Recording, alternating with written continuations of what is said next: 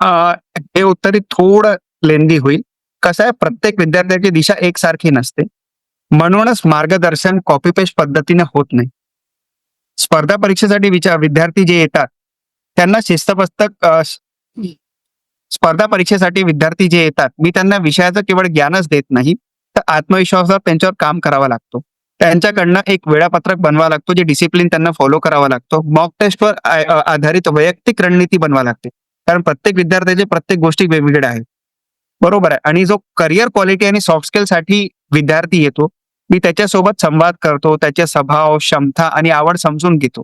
त्याच्यासाठी career roadmap तयार करणे, कम्युनिकेशन, प्रेझेंटेशन, इंटरव्ह्यू स्किल यावर काम करतो. कारण ही सगळी मुलं लहान खेड्यातली, गावातली असतात. एआय, डिझाइन थिंकिंग किंवा फ्युचर स्किल यासारख्या नव्या कौशल्यांची ओळख करून देतो. त्याच्यातून सिलेक्ट शेवटी त्यांना करावं लागते. आपण फक्त त्यांना ज्ञान देऊ शकतो. पण शेवटी करणं त्यालाच आहे.